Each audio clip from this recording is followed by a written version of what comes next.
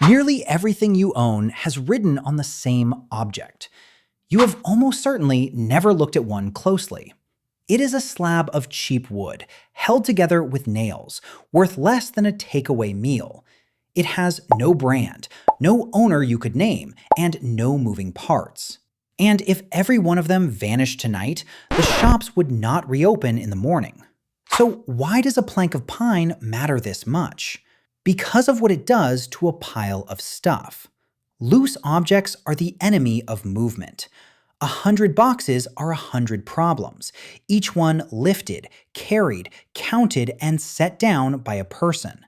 Put those same boxes on a pallet, strap them, and they stop being 100 problems. They become one. Logistics people call it a unit load, which simply means a heap of things converted into a single object a machine can pick up.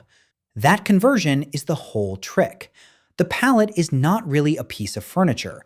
It is a handle bolted onto anything. To see what it replaced, look at a port before all this existed. Cargo used to be loaded the slow way, sack by sack, crate by crate, down into the hold by gangs of dockers. The economic historian Mark Levinson documented this world in his History of the Shipping Container, and the detail that stops you is how long ships sat still. A vessel could spend as long in port being loaded as it spent crossing the ocean. The ship was not the bottleneck, the hands were. Then a war forced the issue. Armies have to move mountains of supplies to places with no infrastructure and no time. And during the Second World War, the American military went hard at the problem of handling. Out of that push came a refinement that sounds trivial and was not. Norman Cainers, a U.S. Navy officer who later became a magazine publisher, is widely credited with developing the four-way pallet, a design a forklift can enter from any of its four sides. Think about what that removes. Nobody has to turn the load. Nobody has to reposition the truck. The pallet stops having a correct orientation, so the person driving stops needing to think. Every great piece of infrastructure does this. It takes a decision away from you. But the pallet's strangest power is not lifting. It is measuring. Because once loads travel on a standard rectangle, everything else has to agree with that rectangle. In North America, the common grocery pallet is 48 inches by 40. Across much of Europe, the standard is 1200 millimeters by 800, sized to slot neatly into a lorry trailer. Those numbers then travel upward through the whole system. The trailer is built around the pallet. The warehouse racking is built around the trailer. The shelf is built around the racking. And then it reaches the product itself. A case of drinks, a box of cereal, a carton of washing powder. Their dimensions are not free choices. They are chosen so a whole layer of them tiles across a pallet with as little wasted air as possible. Because wasted air on a pallet is wasted space in a lorry, repeated across millions of journeys. Somewhere upstream of the box in your cupboard, someone was solving a tiling puzzle set by a wooden rectangle. So a shape almost nobody looks at is quietly setting the size of things almost everybody buys. Now, who owns them? Mostly nobody you would expect. The journalist Jacob Hodes explored this economy in an essay on the pallet trade, and the picture he describes is genuinely odd.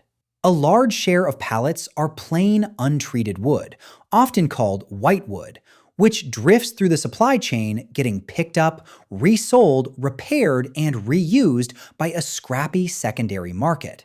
Alongside that runs a rental system, where color-coded pallets belong to a pooling company and are hired, tracked, collected, and sent back out.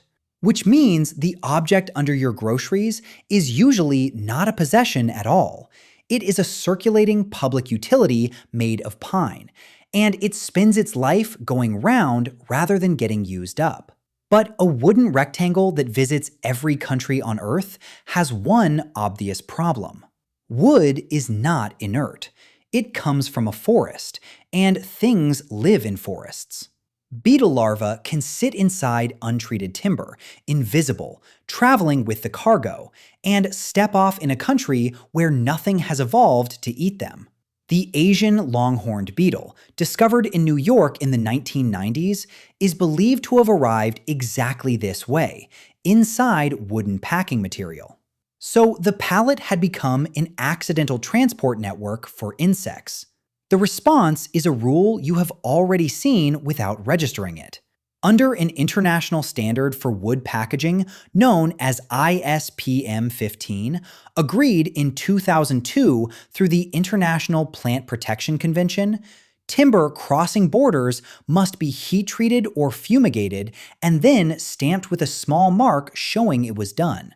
Look at the side rail of a pallet on a loading bay and you will find it, a tiny branded oval, quietly certifying that this piece of wood has been cooked enough to be safe to send abroad. That is what makes this object worth noticing. It is not just carrying the world's goods, it is dictating their dimensions, running as a rented commons, and being sterilized at the border like livestock. You will probably never buy one, never keep one, and never think about one again after today, but nearly everything you own has ridden on one.